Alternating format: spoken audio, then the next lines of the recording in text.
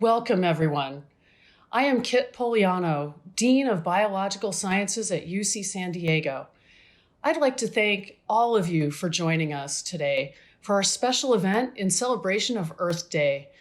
The Division of Biological Sciences is celebrating its 60th anniversary this year, so I'm very excited that you've joined us for today's event in our Deep Look into the Future of Biology series. In recognition of Earth Day, today we will focus on climate change and the conservation of the planet's natural resources, which are some of the most critical challenges facing our global society. The quality of life of future generations will be determined by the choices we make today. Joining us are four fabulous scientists who will discuss the value of natural reserves as living laboratories and classrooms without walls, the impacts of rising CO2 levels, temperatures, and drought on plants, how renewable materials are paving a path to a more sustainable future, and the benefits of immersing yourself in nature to form an Earth connection. Our first speaker is Heather Henter, who is Executive Director and Academic Coordinator for the UC San Diego Natural Reserve System. The UC Natural Reserve System is a network of 40 largely undisturbed properties across the state that comprise the largest university-run reserve system in the world, covering more than 750,000 acres. The mission of the Natural Reserve System is to provide a lasting resource of untouched natural sites for research and teaching purposes to help us better understand and manage the Earth and its natural systems. Heather's work at the Natural Reserves focuses on coordinating undergraduate education in a real-world environment. Please join me in welcoming Heather. Well, happy Earth Day, everyone. I am Heather Henter, Executive Director of the UC San Diego Natural Reserve System.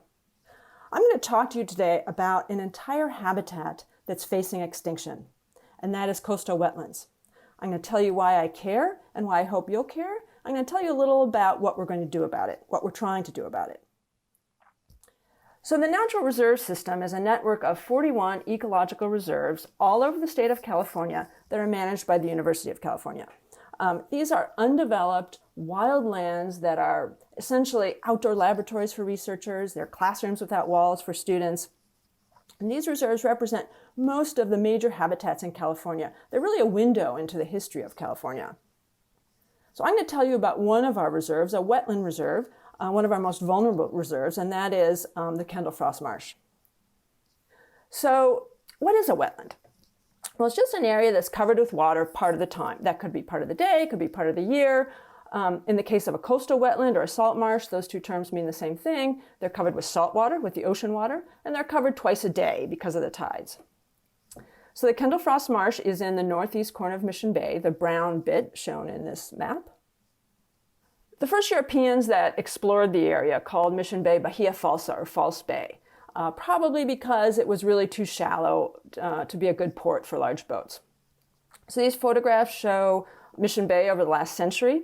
In this 1930s photo, you see there's a lot of fuzzy bits. All those fuzzy bits are wetlands. And in 1930, there were 4,000 acres of wetlands in Mission Bay.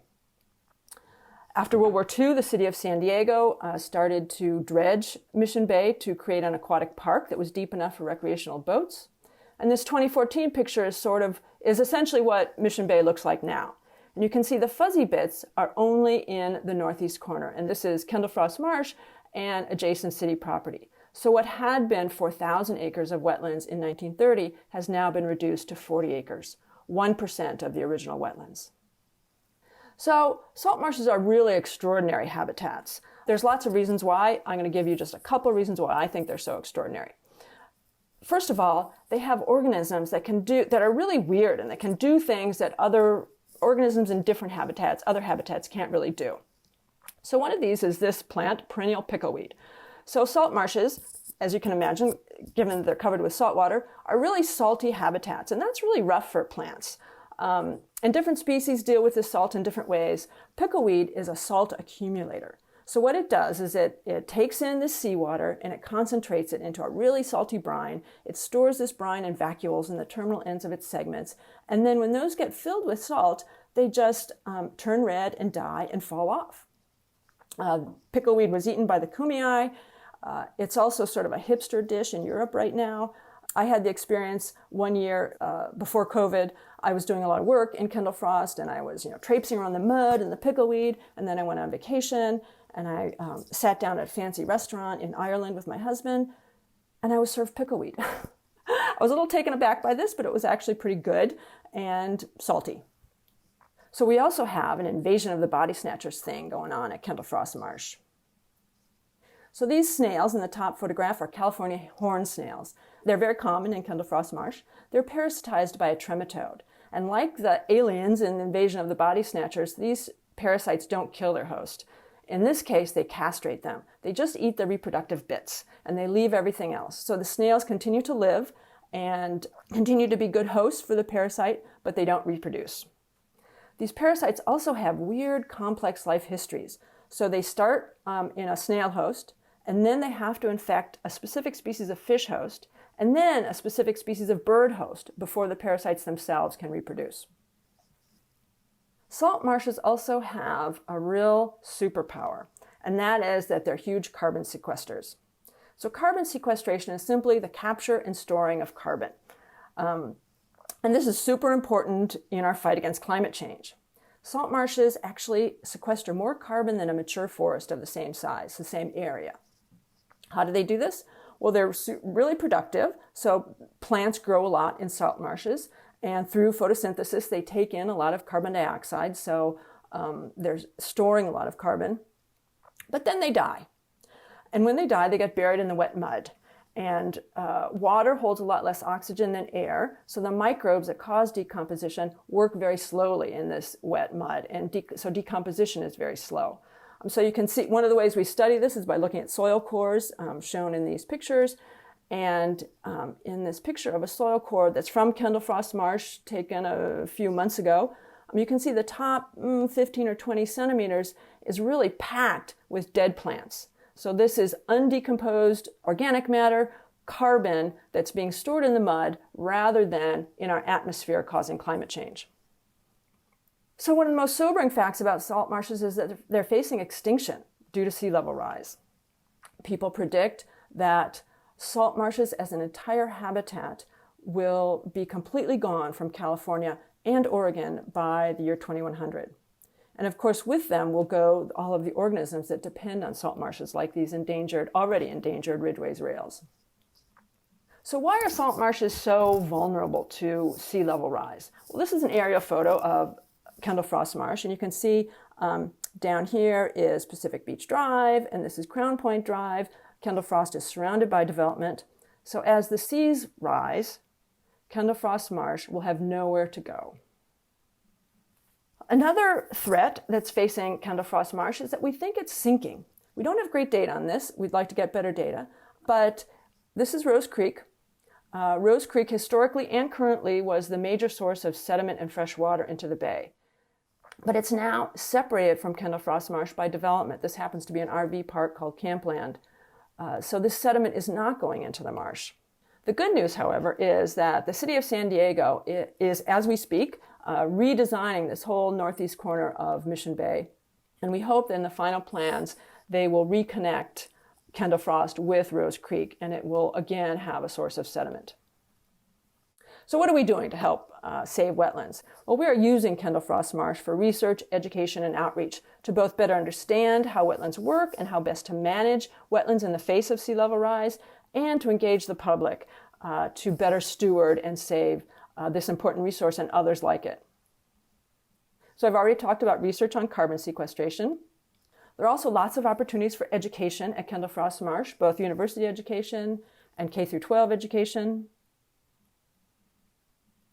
We do as much outreach as we can. These are climate strikers in 2019 that marched to the marsh, to Kendall Frost Marsh, to demand governmental action to address climate change.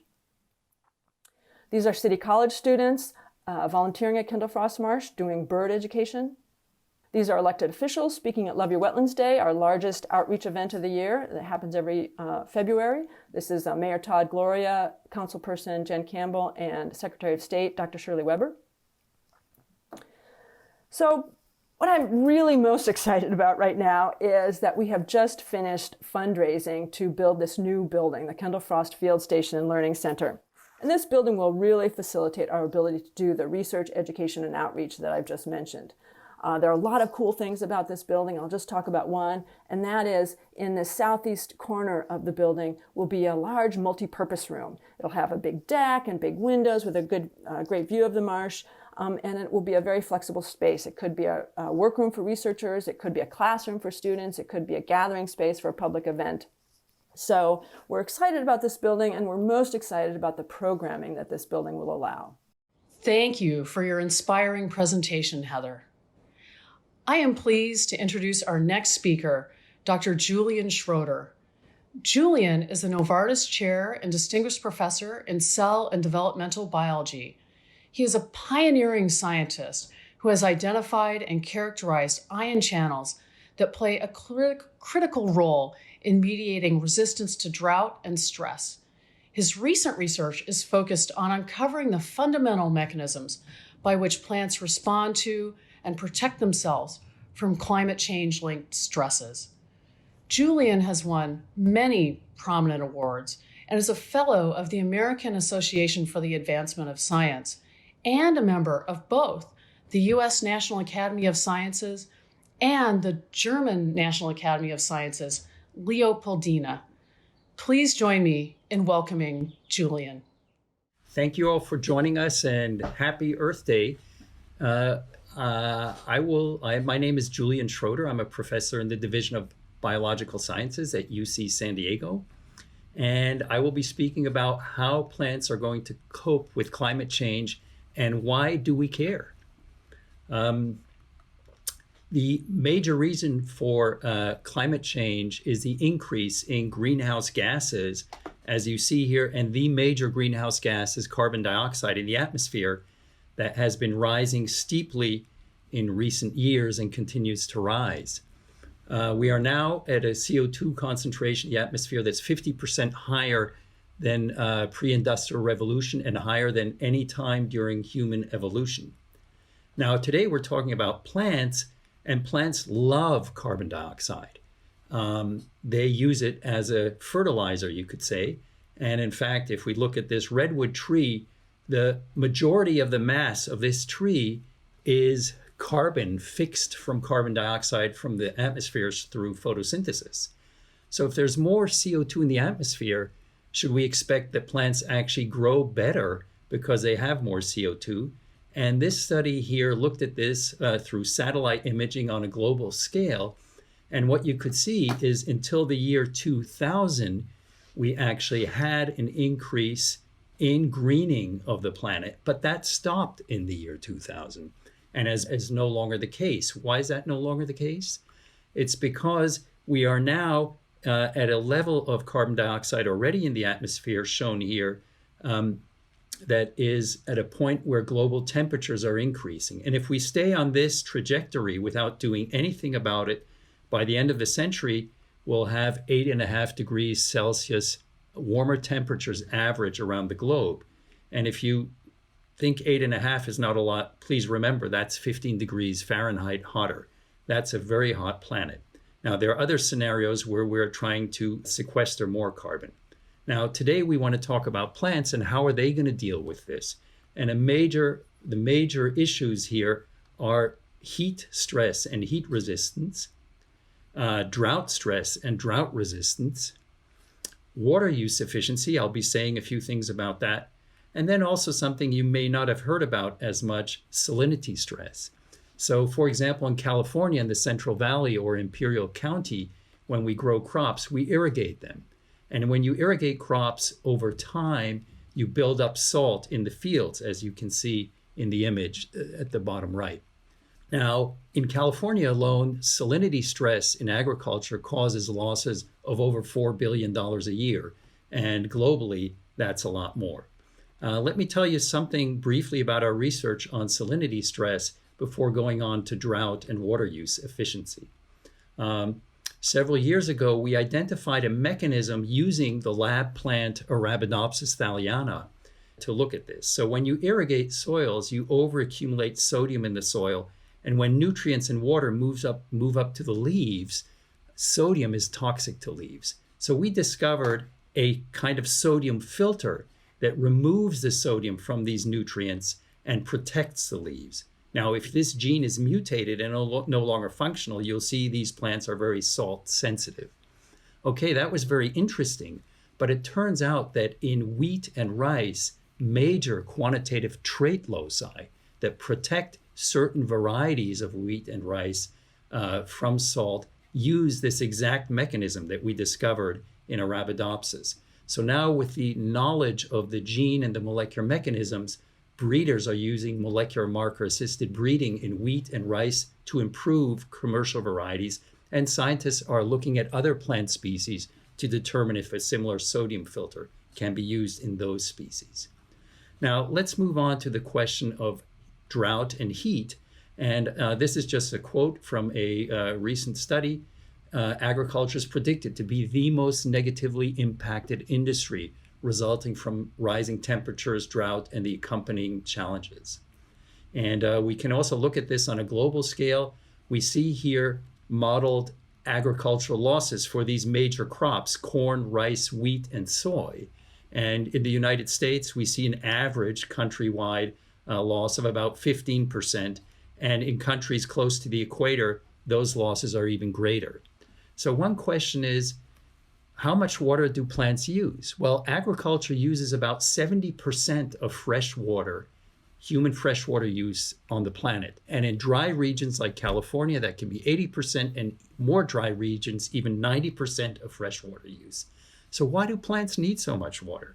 That's shown right here. So plants, as we already know, they breathe in carbon dioxide. And when they breathe in carbon dioxide, they do this through small pores in the surface of leaves called stomata. And when CO2 enters the leaf, water also evaporates from the leaf. And a typical plant, for every carbon molecule fixed by photosynthesis, plants lose 300 water molecules. So plants do not use water very effectively. So that's kind of bad if a plant is experiencing drought. Now, plants, in response to drought, synthesize a hormone called abscisic acid. And abscisic acid protects plants from drought. And one of the things that abscisic acid does that's very important is it's under drought, it causes closing of these stomatal pores. Remember, these pores are how plants lose 95% of their water, 300 water molecules for every CO2 taken in. So we and other laboratories have identified major mechanisms by which this drought stress hormone, abscisic acid, protects plants from drought. And we and also industry, breeders, and technology are looking at how these advances can be used to improve drought tolerance of plants. And there are quantitative advances that are being made. But today we want to focus a little bit more on the atmosphere and CO2. And interestingly, the CO2 increase that we're seeing in the atmosphere also doesn't close but narrows the stomatal pores. You might ask, well, why would plants narrow their stomatal pores because of more CO2? Well, part of the reason is every night when it's dark, because of respiration and lack of photosynthesis, CO2 goes up in leaves, and that signals to the stomata that it's nighttime and you can close your stomatal pores. But almost nothing was known about how this works, and we wanted to discover what the mechanisms and pathway are. So I'm going to tell you a little bit about experiments here. So how do we discover mechanisms? Well, we do genetics. And this is an example of the technology we use. So here we have highly sensitive thermal imaging camera, and we're imaging an Arabidopsis plant. And if we expose it to low CO2, like 100 parts per million CO2, the leaves are cooler than if we expose it to high CO2. Why are they cooler? Because at low CO2, the stomata open. And when the stomata open, plants transpire more water. And when they transpire more water, the leaves get cooler, just like when we perspire or sweat, we do that to cool our bodies. So now in a genetic screen, we can expose, say, 200 plants to low CO2 and ask, is any of them not, one of them not cooling down? And this is an example of such a mutant called high temperature 1, where no matter what the CO2 concentration is, it's at a higher temperature. And then using this approach, we map and identify the gene and the mechanism. And by today, we've identified a whole pathway by which CO2 closes or narrows stomatal pores. And in the laboratory, we actually use this to then increase the sensitivity of the stomata to CO2, and we could increase the water use efficiency by 40% in those plants in the lab. What does that mean, 40%?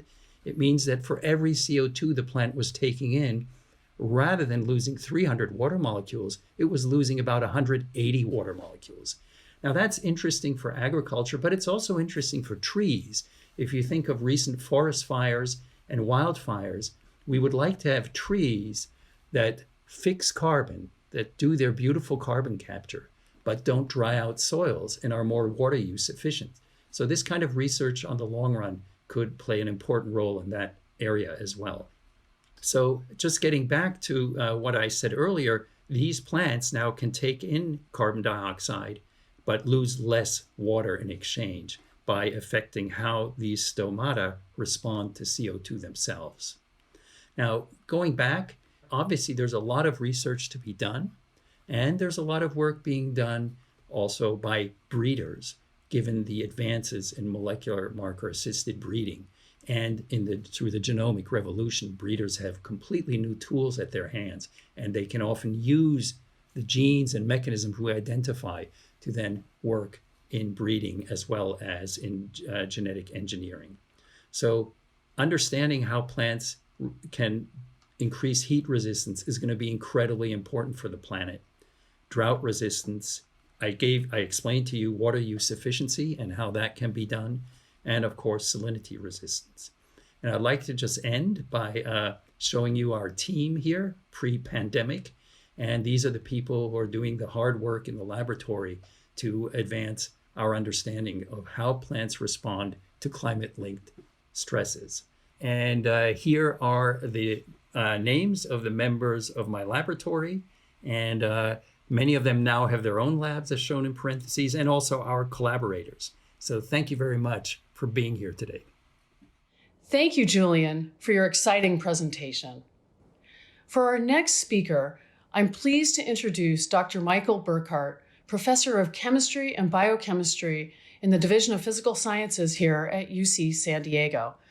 The Burkart Lab pursues interdisciplinary research in the fields of organic and biological chemistry with a focus on studying the mega enzymes that synthesize fatty acids, pigments such as melanin, and antibiotics. As director of the Center for Renewable Materials, his team has focused on the development of biodegradable materials from algae and other renewable sources, and their applications to consumer products in order to reduce the plastic waste that is especially troubling in marine environments. Please join me in welcoming Professor Mike Burkart.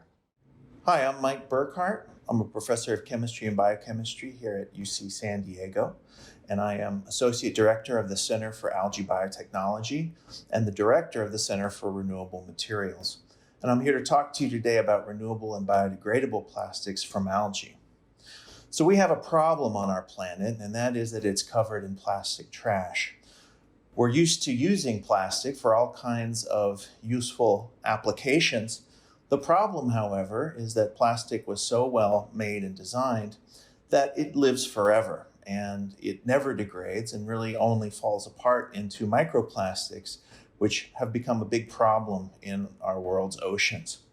So there are 17 trillion pounds of plastic on the planet, and this amount is growing, and something needs to be done about it. So the fact of the matter is that recycling plastic really is a myth, and that is that there's only a few types of plastic that can be recycled, as are shown in this slide. And it turns out that the ones that are recycled are pretty much limited to PET and polypropylene. As it turns out, however, less than 25% of these plastics are ever recycled, not to mention the fact that to make a new material, you cannot use more than 20% of recycled material in it. That means 80% must be virgin plastic. So we have a big problem, and something needs to be done about this. Now, how do we change our behavior on the planet? So you can imagine a few scenarios. One would be to stop using all products with plastic. And whereas that might be realizable, think about all the things that actually require plastic, like packaged foods or ballpoint pens, things that you use every day. If you didn't have plastic, what would replace it? There's a lot of discussion about making companies that produce plastic to actually recover their products.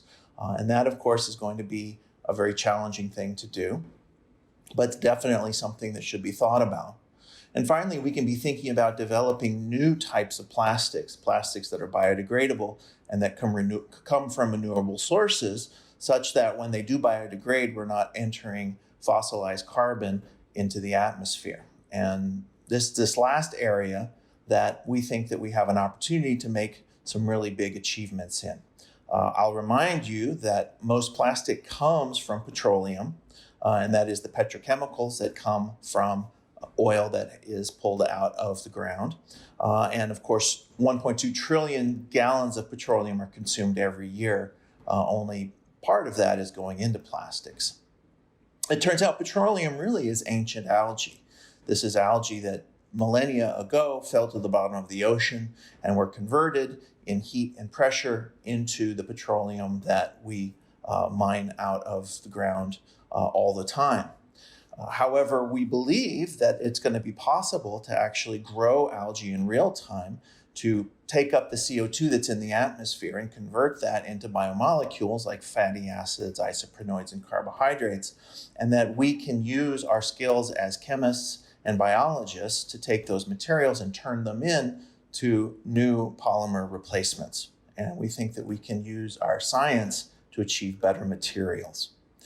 So just a little bit about algae. These are photosynthetic aquatic organisms. There are different types of algae. You might be familiar with macroalgae, which is seaweed that's growing off the coast here at San Diego. But there's also microalgae. These are single cellular microorganisms that can be grown in all different types of environments. And what that's really where we focus in CalCab, and that is we're working with single cellular organisms that are scalable, highly productive. It turns out that they're much more productive than even vascular plants and conventional types of agriculture. They're very sustainable. You don't need arable land. You don't even need fresh water in order to grow these. You can grow them in saline, brackish, or even wastewater.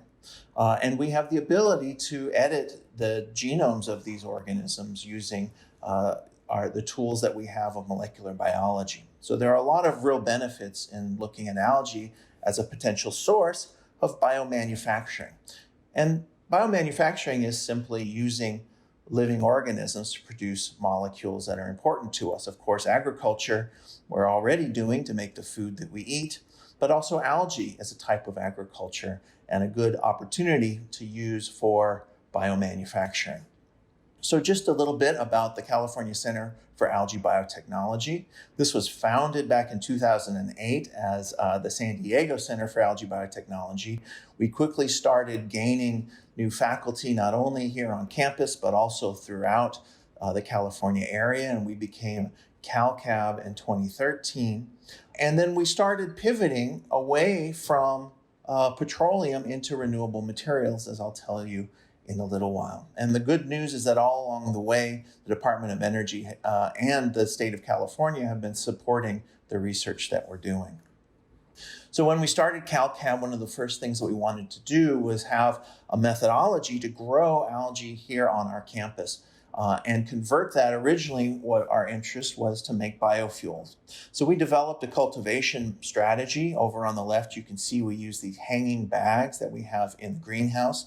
We can grow up to 100 liters of algae with those.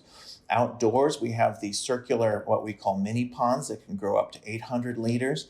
And finally, we have 2 of these raceway ponds that can grow up to 8,000 liters each, allowing us to get close to 20,000 liters of algae cultivation right here on our campus. And then we came up with methodologies to actually convert that algae into useful products. And our first focus, as I mentioned, was to make biofuels out of it. So here's a picture of my colleague Skip Pomeroy, who got together with a group of undergraduates, and they started making biofuels out of the algae that we were growing on campus. They had originally started with using vegetable oils from our waste vegetable oils from cafeterias and have pivoted towards the use of algae. And we're able to make a barrel here that got demonstrated as a fuel to use in a diesel motorcycle. But I should mention that algae biofuels have already been demonstrated in cars and in airplanes and also in boats. And it turns out that it's actually quite feasible to use algae to make biofuels. And in fact, the industry was able to produce biofuels from algae for about $10 a gallon, which is really very close to where we need to be in terms of the cost. Certainly the economies of scale would bring that down to competitive ability to compete with petrochemicals. However, we had a bit of a problem in 2014, and that is the oil market took a crash. And what happened in 2014 was the Saudis increased production and there was fracking going on all over the country. And the price of oil went below $50 a barrel. And really a lot of interest in biofuels kind of dried up. And we were thinking to ourselves, this is a problem. We need to focus on molecules that we can actually change the world with and not in products that people aren't so interested in anymore. And that's when we pivoted to looking at other types of products from algae. And of course, petroleum is the cheapest commodity on the planet. The reason that our food is relatively inexpensive is because petroleum is relatively inexpensive. And it's subsidized heavily by government. However, if we can start moving towards products that have higher value, things like animal feed, materials, or pharmaceuticals, we can start moving into products that have much higher cost, yet lower volume than is needed to make biofuels. And this is when we decided to start this group, the Center for Renewable Materials, where we have this fantastic collection of scientists from all over campus, as well as outside of campus, looking at making renewable materials and turning those into product prototypes. And in fact, not only do we have biologists and chemists and engineers, but we also have artists and designers who are working with us to actually make real types of product prototypes out of the materials that we develop. So we focused on polyurethanes initially, and that is because polyurethanes have a very broad application from films and coatings to rigid foams and soft foams and everything in between. And so we decided that this would be a really exciting area to look into. Polyurethanes are made from two precursors. We have diisocyanates as a part A and polyols or diols in part B, and these react together to form polyurethane polymers.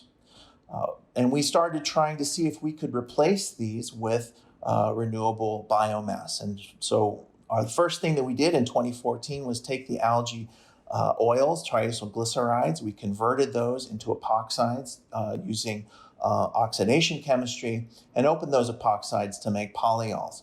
And condensing those with diisocyanate allowed us to make our first algae polyurethane. And this looked so exciting that we decided to collaborate with a local company called Arctic Foam that makes surfboards.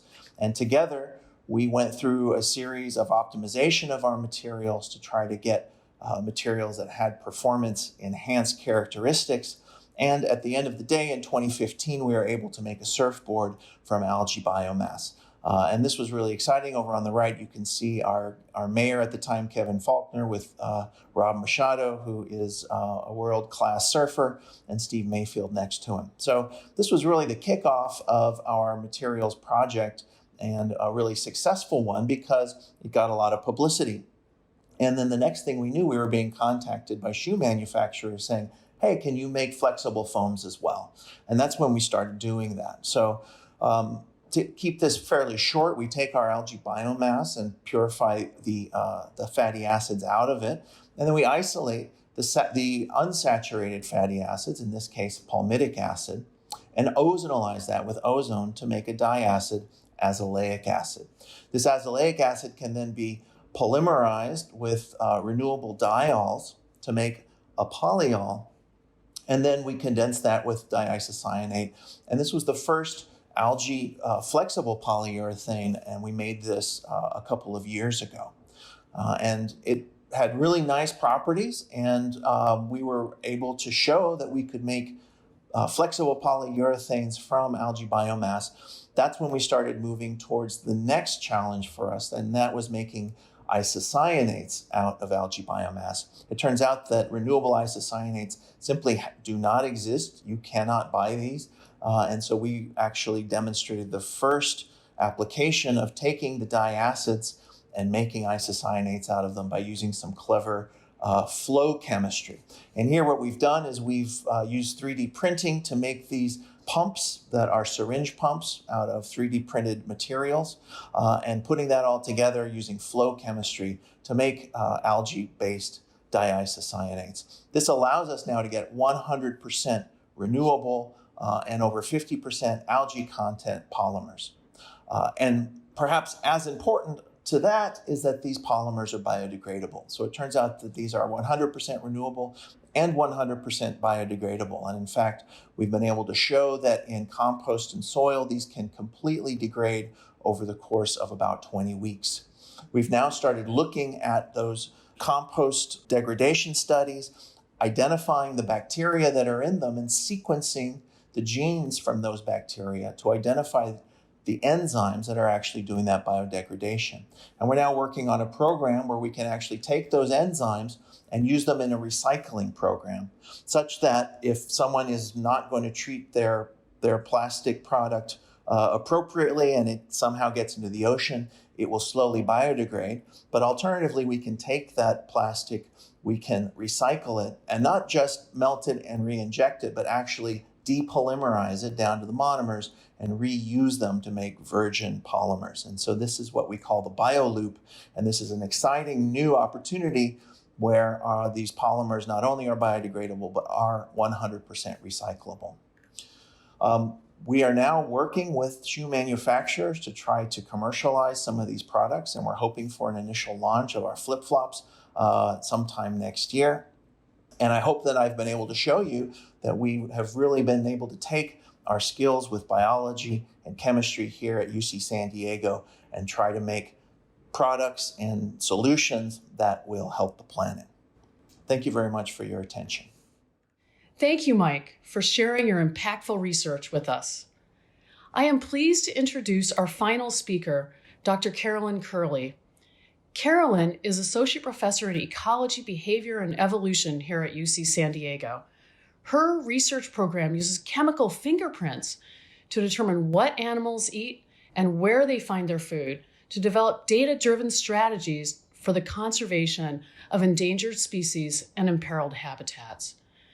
She studies habitats ranging from Baja California to the Bering Sea and species that include California condors, fur seals, sea turtles, and giant iguanas. Professor Kurle recognizes that conservation actions are both a luxury that can only be accomplished when one's basic needs are met, and a pressing necessity motivated when individuals feel a personal connection to the planet. Towards that end, she seeks to foster an earth connection through the unique courses that she teaches and the students she mentors at UC San Diego. Please welcome Professor Carolyn Kurle. Hi, I'm Carolyn Kurle, a professor of conservation biology at UC San Diego. I'm going to focus on two things for my Earth Day talk. I'll share an example of conservation action research that we do in my lab at UC San Diego. Then I'm going to focus on how I approach my goal to create Earth connection with my students to inspire them toward conservation action. So first, let me speak to this idea of creating Earth connection. I grew up in the Pacific Northwest, and my parents took my brothers and me all over, hiking and camping in the Western states and Canada. And my parents are outdoors people, so for them, passing along a love of nature was simply a part of life. My Earth connection, or my positive relationship with the planet and the natural world, was given to me from birth by my parents. It was literally my birthright. So from that, I learned that nature is a place that nourishes my well-being, increases my connection, with my higher purpose, fosters peaceful introspection, and is something of inherent worth that should be valued, protected, and preserved. And because of this earth connection that I was given from my parents, I'm now a conservation biologist. I feed my earth connection partly by doing research with applications to saving the planet. I want to create and build the same type of earth connection in my students at UCSD so they will be inspired to also save the planet.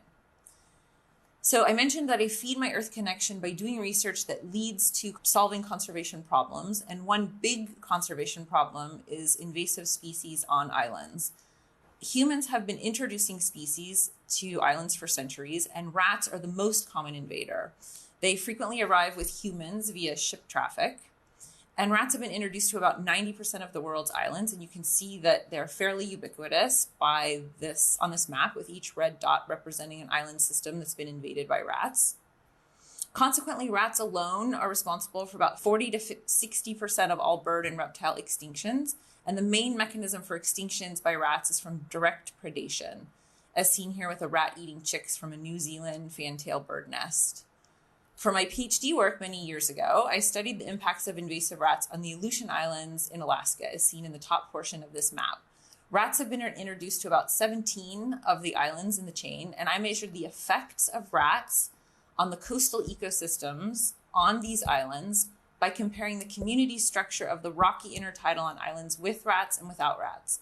We built on this work to eradicate or remove rats from Rat Island in the Aleutians. And then we studied how removing the rats restored the coastal ecosystem on this one particular island. So our invasive rat in the Aleutian Islands is the Norway rat, which I'm holding in this picture. My initial research question was, can invasive rats actually change the coastal rocky intertidal community structure in the Aleutian Islands by eating certain species? So the rocky intertidal is the area surrounding an island or around an island that is exposed to the air at low tide and underwater at high tide. Here's a picture of me standing in the rocky intertidal on one of our study islands in an orange suit to protect me in case I fall in the water. I surveyed the intertidal communities on islands with and without rats, about 35 islands in total, and I estimated the numbers of marine invertebrates, which are those tiny little critters such as snails, limpets, barnacles, mussels, and others that just live on the shoreline. And I also estimated how much of the intertidal area was covered by algae. So what I found was this. Rats eat the shorebirds on the islands, specifically gulls and oyster catchers. And you can see that in this drawing on this slide. My big fat rat has a big arrow down to these birds, which is what they eat. And when the birds are gone, and they're no longer there, they're no longer eating the critters that live in the intertidal, those little invertebrates. So the populations of the invertebrates grow out of control. And that's indicated by that tiny arrow pointing down to the really big limpets and snails in this picture. Finally, then, the intertidal becomes overrun by these tiny herbivores, and they graze away a significant portion of the kelp and algae that would normally dominate this system. So islands with rats have fewer shorebirds, more intertidal invertebrates, and then less kelp cover. So by eating all the birds, these rats are indirectly shaping the community structure of the intertidal. So we were able to use those data to get permission to do a rat eradication experiment on the island, on Rat Island, which is pictured here. You can see our little field camp on the beach there. Once the rats were removed from the island, it was renamed Hiawatha Island, which is the original Aleut name that means the island over there with two knolls, which refers to two of the hills that are on the island. So after we removed the rats, our group studied the island's recovery. We went back and measured the species in the intertidal, and we surveyed the birds in 2013, which was 5 years after the rat eradication. And then we did it again in 2019, which was 11 years after the rat eradication. And we found that both the gulls and the oyster catchers, which remember were the bird predators in the intertidal, they were significantly recovering, with the oyster catchers at levels approaching those that we observed on islands that had never had rats in our 2008 study, as shown by the orange diamonds in this picture. We also saw significant decreases in the intertidal herbivores that are eaten by the shorebirds. So you can see in this graph, many species of invertebrates were reduced to levels that approach or surpass those that we observed on islands that have never had rats in our 2008 study. At the top of the graph, you can see that the kelp increased, especially in 2019, which is indicated by the darker blue bar. 2013 is the lighter blue bars. So our data indicate that the marine community actually did recover about 11 years after the invasive rats were removed. And this is an ecological and conservation success. So we demonstrated a much quicker than expected recovery of a marine system after the removal of a terrestrial predator. And that's important for conservation because it shows that actually removing invasive species from islands is indeed effective at restoring damaged ecosystems. So those types of data open the door for others seeking funds and opportunities to do this type of work elsewhere. So doing this type of conservation action work actually strengthens my own personal Earth connection by allowing me to contribute in even a small way to preserving and protecting the planet. So then how do I pass that passion along to those I'm charged with teaching? As I said at the beginning of the talk, I believe I can do this by creating and fostering Earth connection in my students to create more conservation-minded stewards of the planet. Part of that for me is working with the UC San Diego Alternative Breaks program to provide nature immersion type field courses to UC San Diego undergraduates.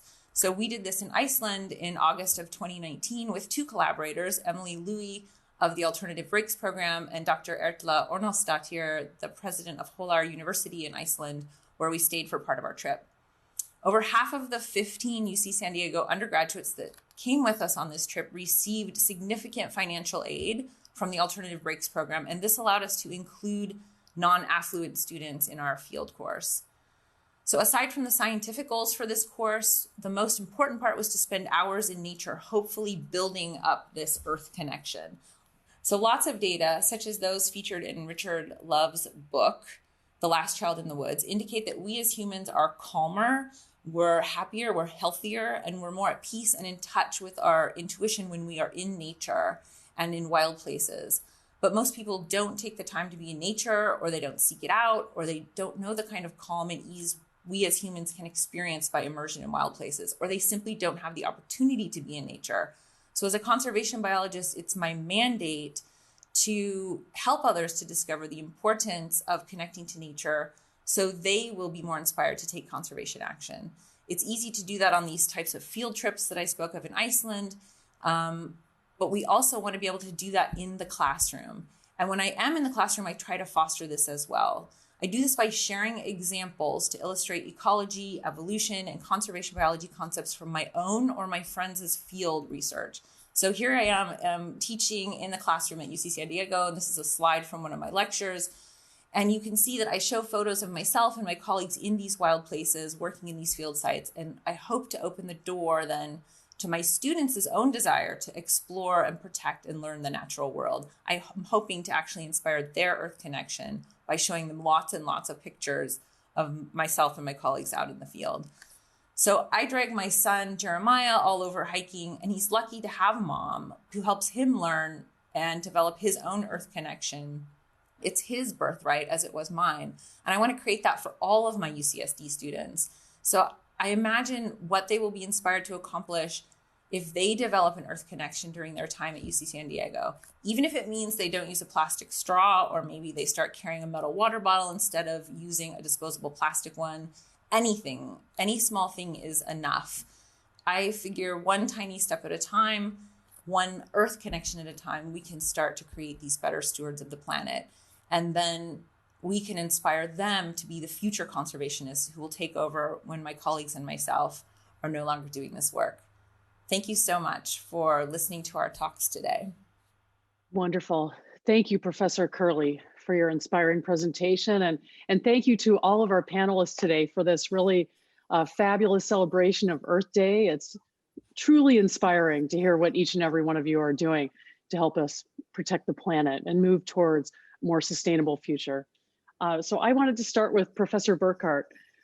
Mike, what has been the biggest challenge in getting algal commercial products to the market? You know, I mentioned that algae really pencils out when it comes to making biofuels, but certainly the biggest problem is that it's kind of a chicken and egg problem, which is that farmers could start producing algae like they do other types of crops, but they need a reason to do it. They need to be able to sell their products and have them be used. we need those materials, or those, I should say, that biomass to be produced for us then to convert it into the products that we're making. So we really need some help to kind of kickstart this industry, right? And that's really going to have to come from some type of support from the government, who can either assist farmers to grow more algae, and also at the same time assist us to get all the scenarios in place that we can start converting it. I think one of the things that a lot of people don't realize is just how much subsidy goes to petroleum and to the infrastructure for transporting, shipping, and other types of resources that are provided to petroleum and make petroleum very cheap for us. And those just don't exist for these types of competing but renewable technologies. I have a similar question for Professor Schroeder.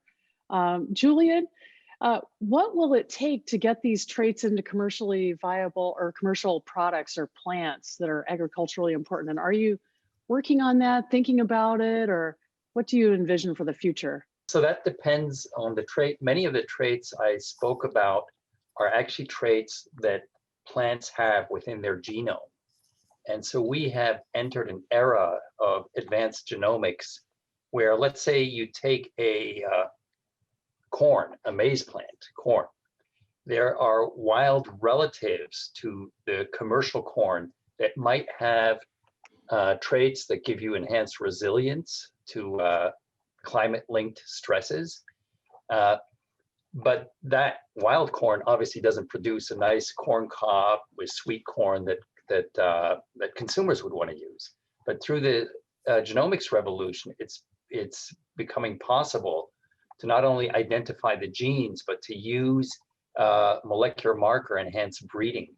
So what's happening right now is that that's probably the fastest route right now to get an advance from this science into a commercial variety. For example, I mentioned salinity tolerance that's being done in both wheat and rice presently. Now, there are obviously also other technologies, but they take longer and are more costly. That includes things like GMO. But when you're talking about genes that are already in the plant genome or in the variety of plants, then these sort of advanced breeding technologies are really playing a very important role. Now, in addition to that, there are also other new approaches such as genome editing using CRISPR, and there's a lot of research in that domain that could become very interesting in terms of, again, affecting the genes that are within the plant. Yeah. Dr. Henter, can you tell us a little bit about the importance of having a natural reserve system that spans the whole state and how people can get involved and visit these really special places? Yeah, our reserve system, the fact that we have this interconnected system of reserves that cover all of the major habitats in the state is really valuable because we can ask questions of the whole system. We've been doing monitoring of various environmental variables across all of the reserves, which give scientists a wealth of data that they can use to ask questions about how the climate is changing, for example. I can tell you how here in San Diego, people can get involved with some of our reserves. We have different volunteer programs. Of course, a lot of the volunteer programs are kind of on hold because of COVID. So at the Kendall Frost Marsh, that's the case. We usually have the first Saturday of every month is a volunteer day. We're not doing that, but we hope that will open up again by the fall when UCSD is kind of back to normal. But we do have another volunteer opportunity at one of our other reserves, at the Scripps Coastal Reserve. We do some invasive plant management every Friday morning. So that's one way you can get involved here locally with our reserves. Professor Kurle, we've all been cooped up in our homes during this last really challenging year. Do you have a tip about how we can re-engage with nature if maybe we haven't been doing that, or tell us why it's important that we do that right now as we come out of this pandemic?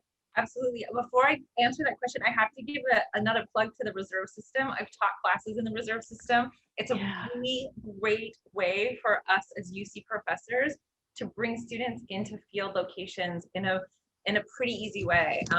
And so the reserve system is amazing. My favorite ones have been Big Sur, and we're really, really lucky to have that. So I just have to give that a plug for nature connection for our students. But for me personally, I'm lucky that I can live close to the beach. All of us here are pretty lucky that we can live fairly close to the beach.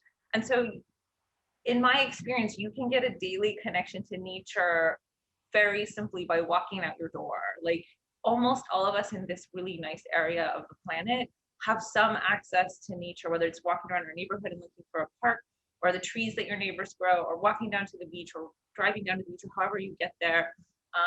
I do a bicycle ride almost most days, and I go through the Torrey Pines, up the Torrey Pines Hill. There's this beautiful Torrey Pines Reserve, which is really close to our campus that students can easily access and walk through.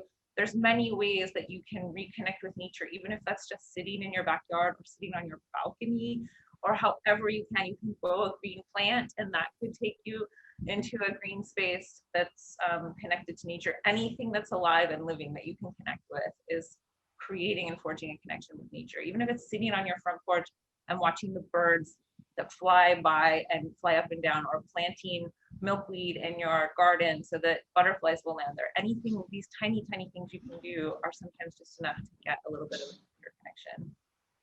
I'd like to wrap this up just by thanking each and every one of our panelists for their fantastic and inspiring presentations, and for their ongoing work to help protect the planet and lead us towards a more sustainable future. These efforts are truly crucial, and we truly do need to come together in new ways to work together as scientists with each other and with the public and with our elected officials and with members of the community, because we are at truly a tipping point in the future of the planet, where the choices that we make today and the individuals we elect today will determine the lives of future generations and what they experience and their ability, what the planet that they can connect with will look like. So please let us redouble our efforts to protect this beautiful planet that we live on. And thank you so much to everyone for joining us here today.